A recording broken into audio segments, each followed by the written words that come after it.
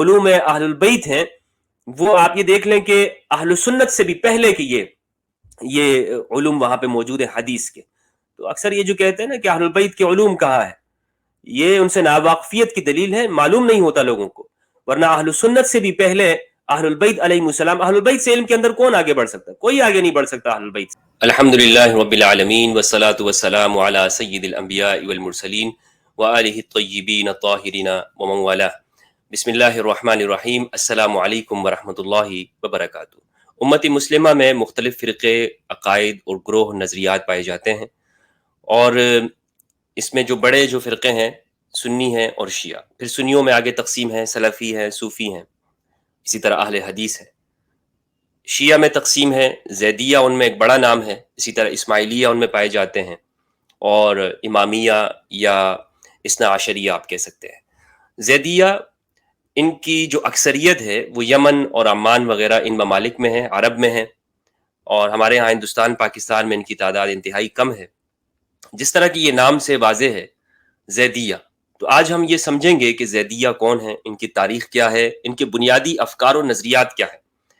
زیدیہ جس طرح کے لفظ سے واضح ہے، یہ جناب امام زید علیہ السلام کی طرف منسوب ہیں. امام زید یہ بیٹے تھے جناب امام زین العابدین سید سجاد علی ابن حسین ابن علی ابن ابی طالب علیہ السلام، ان کے چھوٹے بیٹے ہیں. ان کے جو بڑے بیٹے تھے یعنی امام زید کے بڑے بھائی جناب محمد الباقر الامام علیہ السلام ہیں. امام زید کی طرف ہی یہ فرقہ اور یہ طائفہ، یہ جماعت منسوب کی جاتی ہے جسے زیدیہ کہتے ہیں.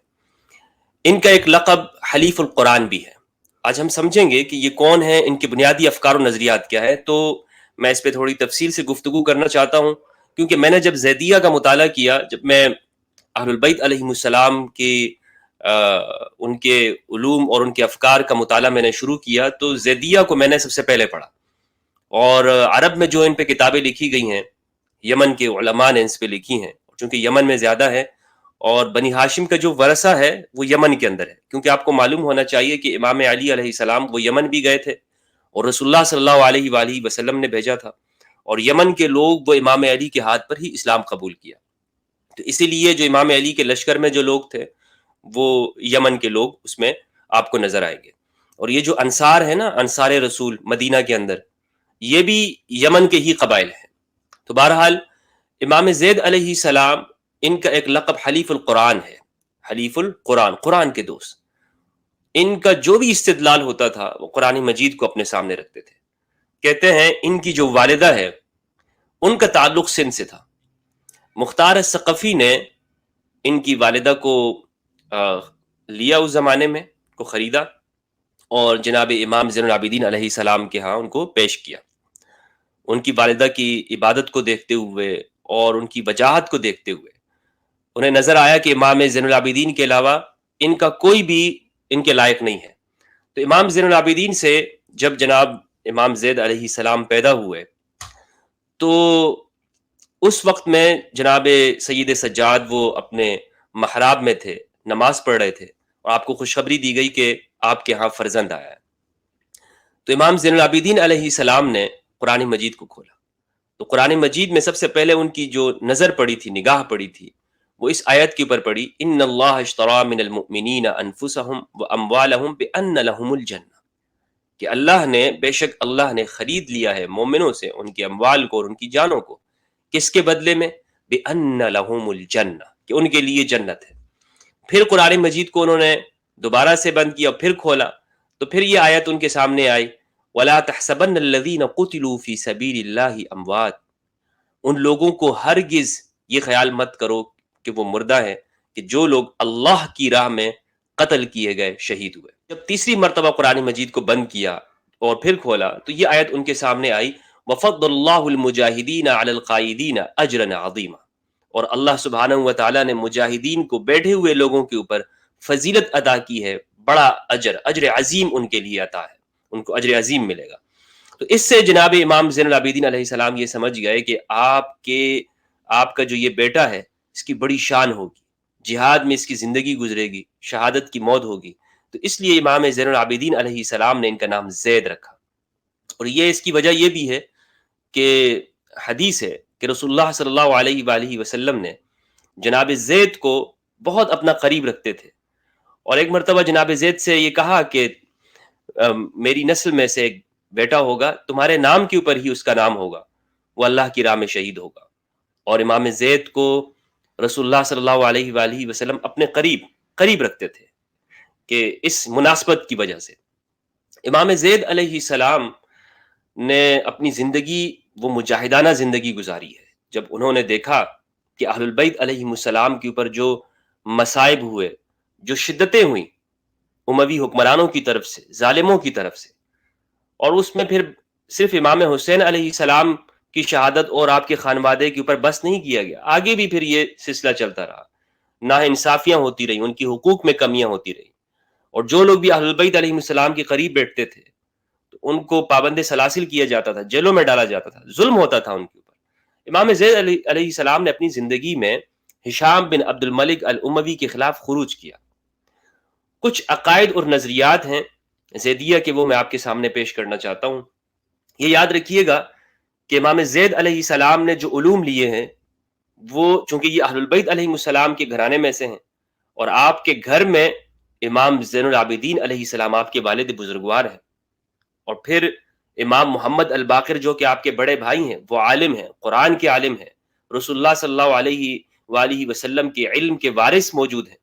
آپ نے سب سے پہلے علم قرآن کا وہ اپنے والد گرامی سے لیا، پھر اس کے بعد اپنے بھائی سے جناب محمد الباقر علیہ السلام، ان سے علم لیا۔ محمد الباقر علیہ السلام، الباقر بقر سے ہے، بقر کا مطلب ہوتا ہے کسی چیز کو شق کر دینا، پھاڑ دینا، تو انہوں نے علوم کے اندر غوطے لگائے، اسی لیے ان کا نام الباقر اس نام کی وجہ سے رکھا جاتا ہے۔ ان سے بڑا کوئی عالم اپنے زمانے میں امام محمد الباقر علیہ السلام سے نہیں تھا، اور چونکہ یہ علم یہ اہل البیت علیہ السلام سے زیادہ کس کے پاس ہو سکتا ہے۔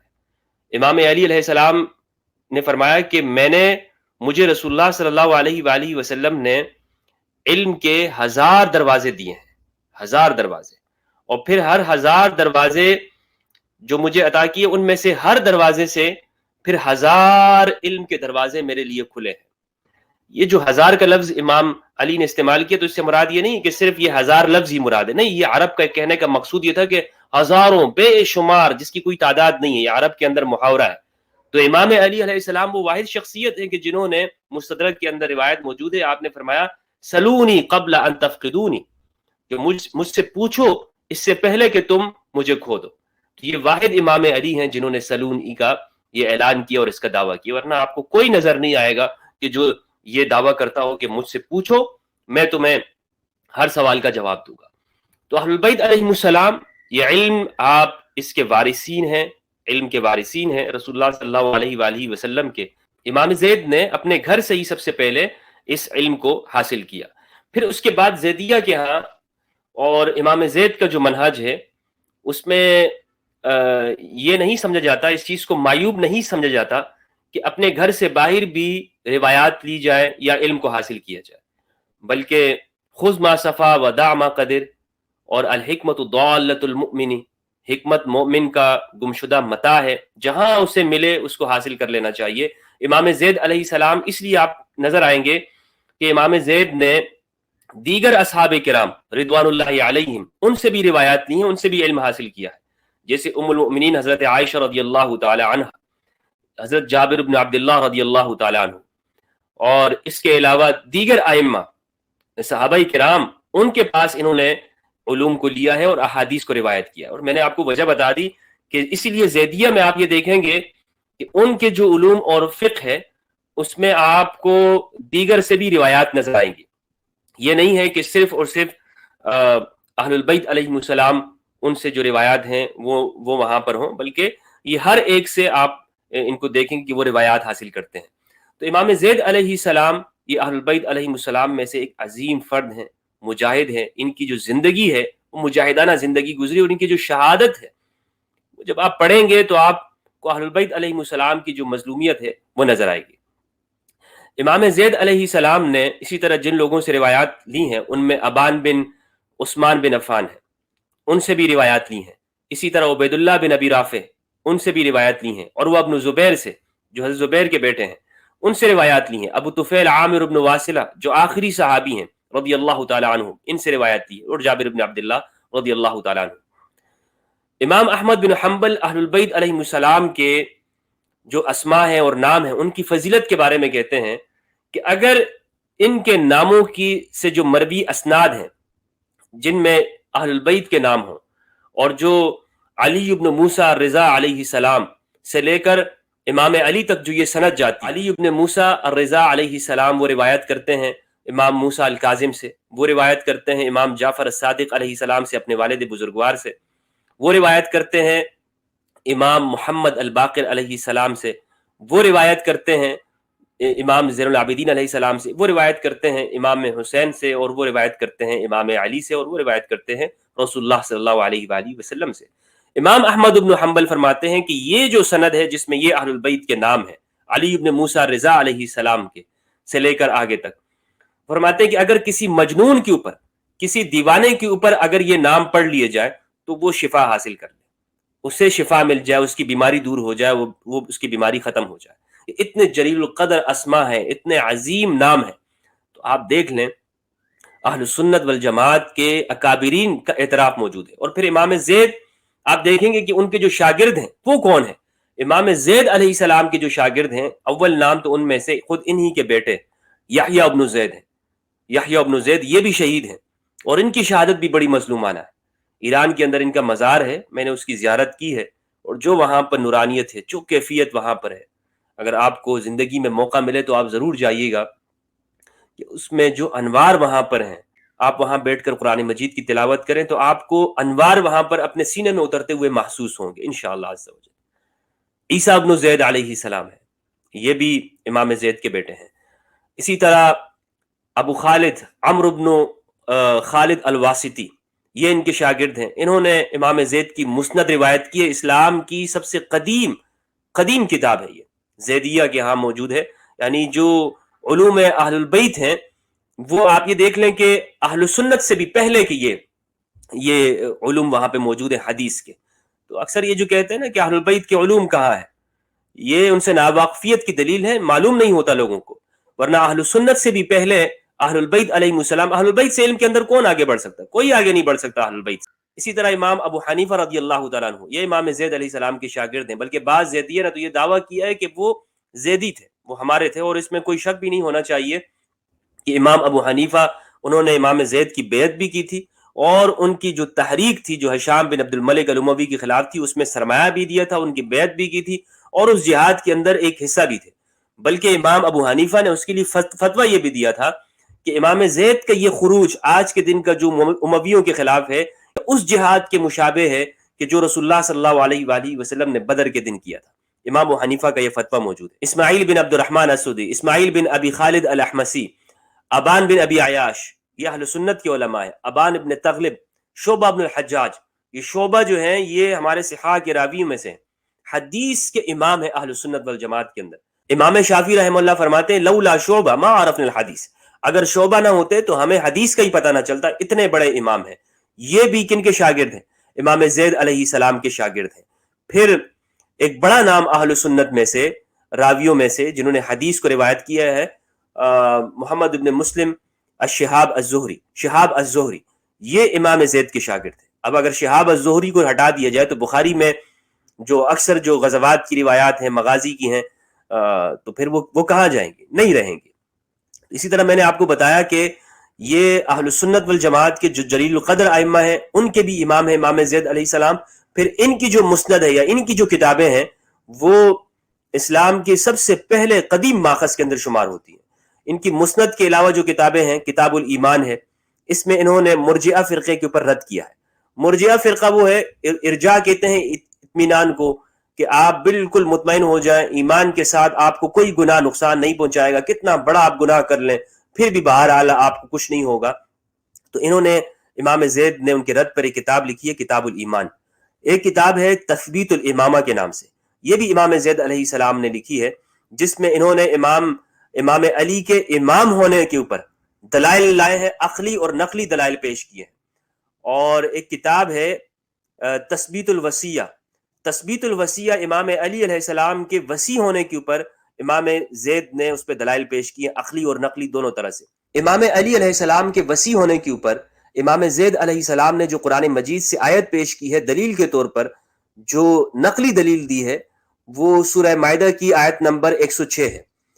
اس کو آیت وصیت بھی کہتے ہیں۔ اللہ سبحانہ و تعالیٰ نے ارشاد فرمایا، یا ایھا الذین آمنوا شہادۃ بینکم اذا حضر احدکم الموت حین الوصیہ اثنین ذوی عدل منکم او آخران من غیرکم ان انتم ضربتم فی الارض فاصابتکم مصیبۃ الموت۔ اللہ سبحانہ و تعالیٰ نے یہ ارشاد فرمایا، اے لوگو جو ایمان لائے ہو، اے اہل ایمان، جب تم میں سے کسی کا موت کا وقت آ جائے اور وہ وصیت کر رہا ہو تو اس کے لیے شہادت کا نصاب یہ ہے کہ تمہاری جماعت میں سے 2 صاحب عدل آدمی گواہ بنائے جائے۔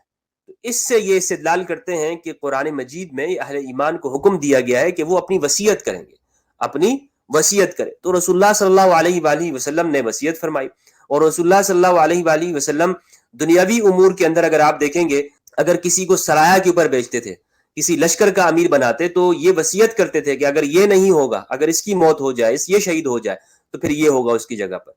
اور اسی طرح آپ جب کہیں جاتے تو کسی کو وصی کرتے یا امیر بناتے۔ تو جب دنیاوی معاملات کے اندر رسول اللہ صلی اللہ علیہ وآلہ وسلم وصی بنا کے جا رہے ہیں تو پھر یہ تو آپ سے متصور نہیں ہے کہ آپ دنیا سے جا رہے ہوں اور آپ کسی کو وصی نہ بنائیں۔ تو یہ ایک ان کی دلیل ہے۔ اسی طرح قرآن مجید کی ایک اور آیت سے بھی انہوں نے دلیل کے طور پر پیش کیا ہے۔ قرآن مجید کے اندر ہے، ام کنتم شہداء اذ حضر یعقوب الموت اذ قال لبنیہ ما تعبدون من بعد قالوا نعبد الہک و الہ آبائک ابراہیم و اسماعیل و اسحاق الہا واحدا ونحن له مسلمون۔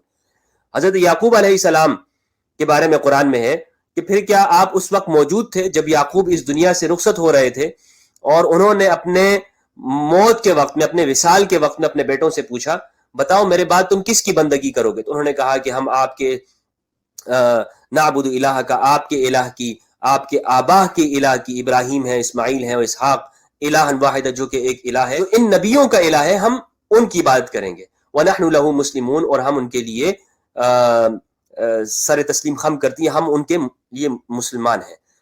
اب اس آیت سے بھی انہوں نے دلیل کے طور پہ پیش کیا ہے کہ انبیاء کرام وصیت کرتے ہیں، اور اپنے بیٹوں سے حضرت یعقوب علیہ السلام نے وصیت لی۔ تو ان آیات سے انہوں نے دلائل لیے ہیں جو کہ تثبیت الوصیہ اور تثبیت الامامہ کے اندر موجود ہے۔ اسی طرح امام زید علیہ السلام کی ایک اور کتاب ہے، کتاب مدح القلت و ذم الکثرہ، قلت کی مدح اور اکثریت کی مذمت، کہ اکثریت کبھی بھی حق کا معیار نہیں ہے کہ جناب فلاں کے پاس اتنے تعداد ہے تو وہ حق کے اوپر ہے۔ ہمارے ہاں یہ بھی لوگوں کے ذہن میں بٹھا دی جاتی ہے، اور نام نہاد اسکالر اس چیز کو بڑے زور شور سے پیش کرتے ہیں کہ جناب ہمیں دیکھنے والے، ہمیں سننے والے زیادہ ہیں تو لہٰذا ہم حق کے اوپر ہیں۔ یہ کبھی بھی حق کا معیار یہ نہیں رہا ہے کہ اس کے پیچھے لوگ زیادہ چلتے نہیں۔ مستوحش طریق الحق لقلت السالکین بہا، کہ تم کبھی بھی، یہ وصیت کی امام علی علیہ السلام نے، کبھی بھی اس بات سے وحشت نہ کھانا، تعجب نہ کرنا یا اپنے آپ کو تنہا نہ سمجھنا کہ لوگ حق کے راستے پہ چلنے والے کم ہیں۔ یہ امام علی علیہ السلام کی وصیت ہے۔ اسی طرح امام علی نے یہ فرمایا، کچھ لوگوں نے عرض کیا کہ آپ حضرت طلحہ اور حضرت زبیر رضی اللہ عنہما ان جیسے لوگوں کے ساتھ جنگ کریں گے، اور ام المؤمنین عائشہ رضی اللہ تعالیٰ عنہا جیسی شخصیت کے ساتھ، کہ آپ دیکھیں کتنی بڑی بڑی شخصیات ہیں۔ تو امام نے اس موقع پہ فرمایا تھا کہ اعرف الحق تعرف اہلہ وعرف الباطل تعرف اہلہ، کہ حق کو پہچان لو تو تم اہل حق کو بھی پہچان لو گے، باطل کو پہچان لو گے تو باطل کو بھی پہچان لو گے۔ حق لوگوں کے ساتھ نہیں ہے، لوگوں کے نام کے ساتھ نہیں ہوتا کہ جی یہ بڑے نام ہے تو حق ان کے ساتھ نہیں، یہ معیار نہیں ہے، نام معیار نہیں ہے۔ معیار کیا ہے؟ معیار آپ بات کو پہچانیں، حق کو پہچانیں۔ اس سے معلوم ہوتا ہے کہ اندھی تقلید سے نکلنا چاہیے، جو اندھی تقلید ہمارے ذہنوں میں ہے نا، کہ نہیں فلاں بندہ ہے تو وہ تو ہمیشہ صحیح ہی ہوگا، فلاں نے یہ بات کہی ہے تو وہ درست ہی ہے۔ یہ جمود ہے، عقل کا جمود ہے، اور یہ اسی لیے پیدا ہوئے لوگوں کے ذہنوں میں بات ڈال دی گئی ہے کہ جناب وہ ان کے ساتھ اکثریت ہے تو لہٰذا وہ ہمیشہ حق ہی پر ہوں گے۔ زیدیہ کے کچھ افکار ہیں، وہ افکار کیا ہیں؟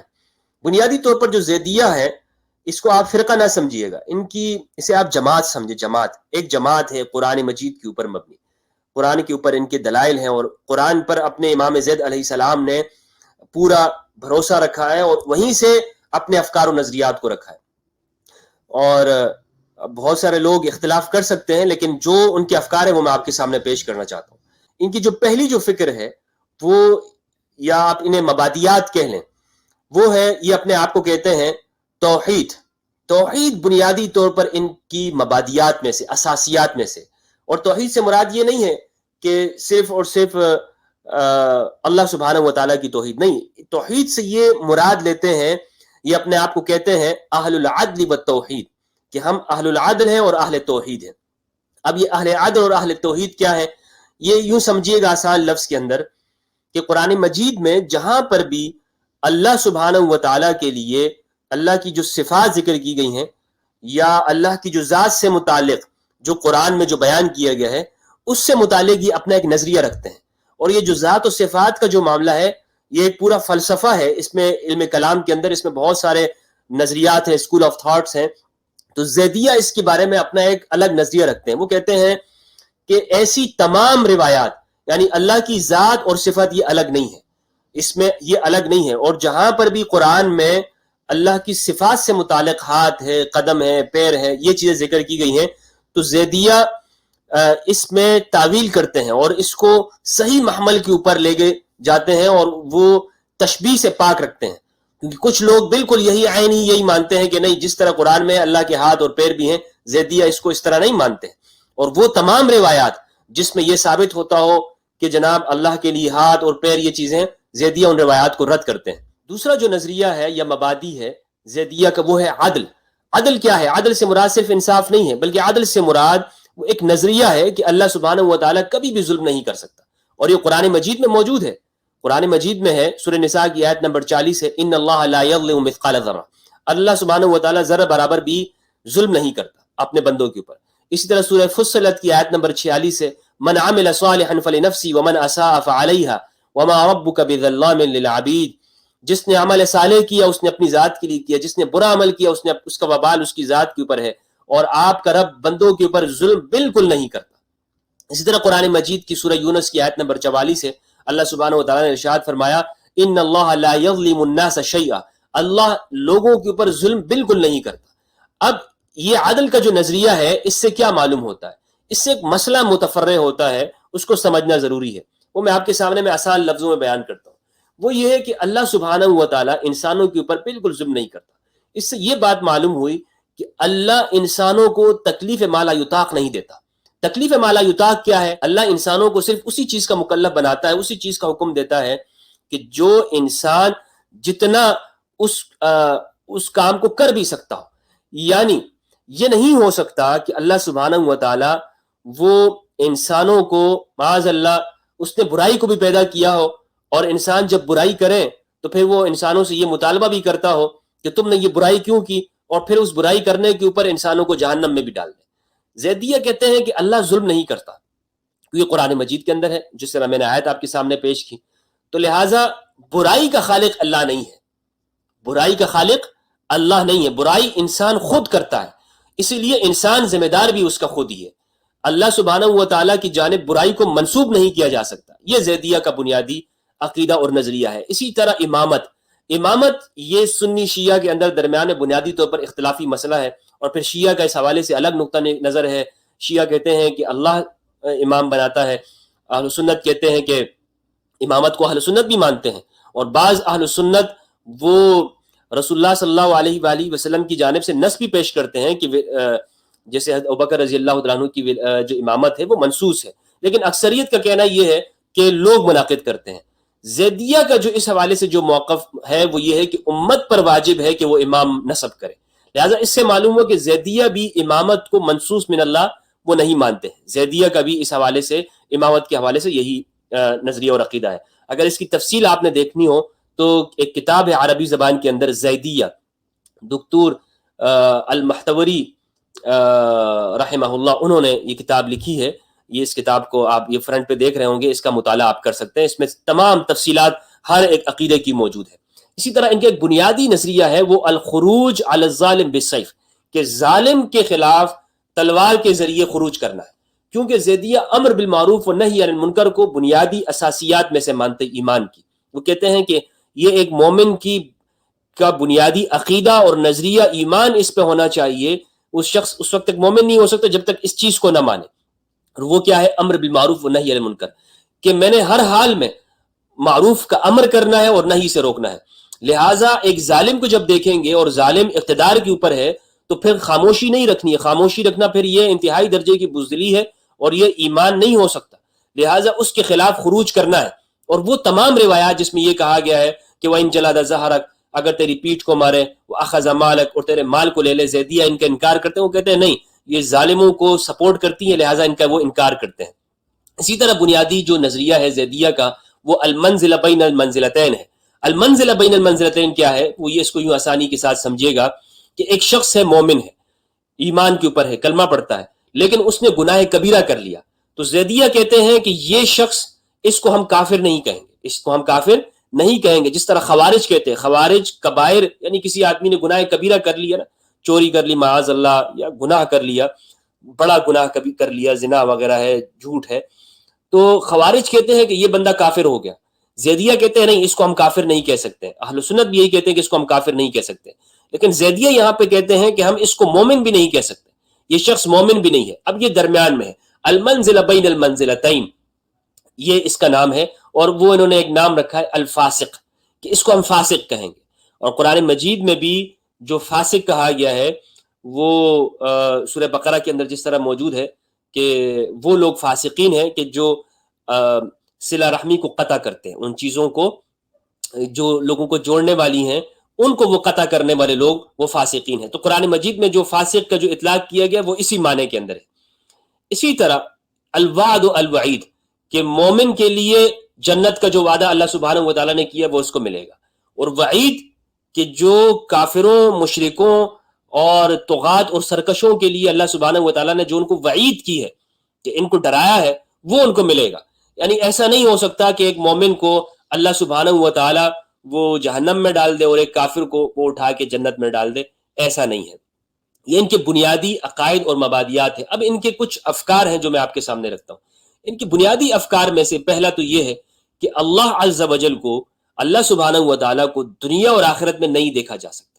کوئی آنکھ بھی اللہ کو اس دنیا میں نہیں دیکھ سکتی اور آخرت میں نہیں دیکھ سکتی. یہ زیدیہ کا بنیادی ایک نظریہ ہے، ایک فکر ہے ان کی. اور یہ ام المومنین حضرت عائشہ رضی اللہ تعالی عنہ ان سے بھی یہی مروی ہے، اور ام المومنین کا بھی یہی نظریہ اور عقیدہ تھا کہ اللہ کو نہیں دیکھا جا سکتا.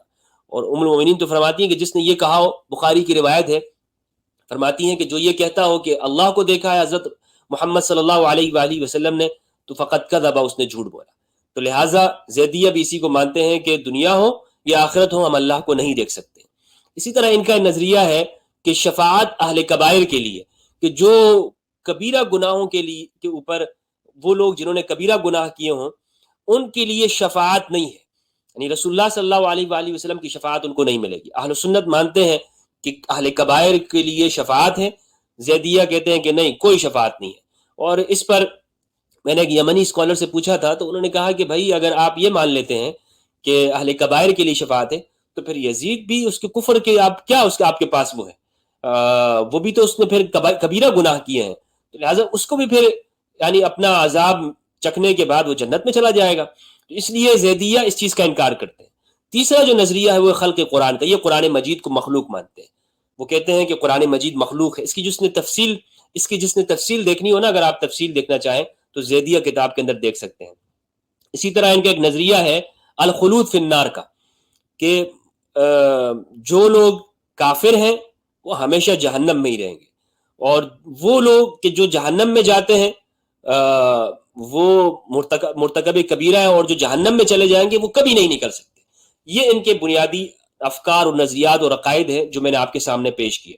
اب زیدیہ کے اس میں آپ کو بتاؤں کہ جو یمن کے اندر ہیں، جہاں تک میری ان سے جب بات ہوتی ہے، گفتگو ہوتی ہے ان کے عرب اسکالر سے، تو وہ اکثر یہ بات کرتے ہیں کہ مثلا آپ وہ دیکھیں گے کہ فقہ کے اندر امام حنیفہ کی بھی وہ فقہ لے لیتے ہیں. فقہ میں ان کے ہاں کوئی ایک ضروری نہیں ہے کہ فقہ موجود ہو. امام آپ کو ایسے شافعی بھی ملیں گے کہ جو زیدی ہوں، یا آپ کو حنفی بھی نظر آئیں گے کہ جو زیدی ہوں.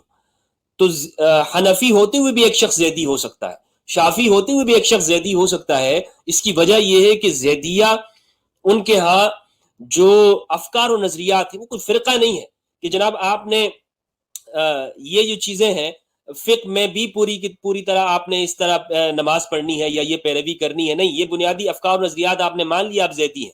مثلا جو چیزیں میں نے آپ کے سامنے رکھی ہیں، اگر آپ نے مان لی ہیں تو آپ زیدی ہیں۔ اس کے لیے ضروری بالکل نہیں ہے کہ آپ کوئی اقرار کریں گے، اعلان کریں گے کہ جناب آج سے میں زیدی ہوں، یا میں جو زیدی طریقے پر نماز پڑھوں گا، نہیں۔ اسی لیے بعض لوگوں نے امام ابو حنیفہ کو بھی زیدیہ میں شمار کیا ہے، بلکہ بڑے یہ جو زیدیہ لوگ ہیں امام حنیفہ کی بڑی قدر کرتے ہیں، ان کو بڑا امام مانتے ہیں، اور کچھ لوگ وہ امام زید علیہ السلام کی جانب وہ ایسی باتیں منسوب کرتے ہیں کہ جو خاص طور پر ہمارے ہاں بعض شیعہ حضرات وہ ان کی جانب ایسی چیزیں منسوب کرتے ہیں کہ جس کا امام زید علیہ السلام کے ساتھ کوئی تعلق نہیں ہے۔ وہ بہت غلط باتیں منسوب کی جاتی ہیں کہ ائمہ اہل البیت نے ان کی مذمت کی، الیاذ باللہ، ہرگز نہیں، بلکہ ائمہ اہل البیت علیہم السلام نے ان کی تعریف کی ہے۔ اور امام جعفر الصادق علیہ السلام، جہاں تک میں نے پڑھا ہے زیدیہ کتاب میں، تو انہوں نے ان کی تعریف کی، ان کے خروج کے اوپر بھی بالکل ناراض نہیں تھے ائمہ اہل البیت علیہم السلام۔ یہ ایک الگ بات ہے کہ جناب امام وقت وہ اس میں امام جعفر صادق بھی ہیں اور امام محمد الباقر علیہ السلام بھی ہیں، لیکن جو اہل البیت کے حقوق ہیں اس میں آپ دیکھ لیں کہ حسنی سادات نے بھی خروج کیا، اور اسی طرح پھر جو حسینی سادات ہیں امام زید علیہ السلام اور ان کی اولاد نے، انہوں نے خروج کیا، اور اہل البیت علیہ السلام کے اوپر جو مظالم ہوتے رہے اس پر یہ خاموش نہیں رہے۔ تو لہٰذا زیدیہ کو سمجھیں گے اگر آپ، تو آپ کو یہ اہل سنت کے بھی بہت قریب نظر آئیں گے۔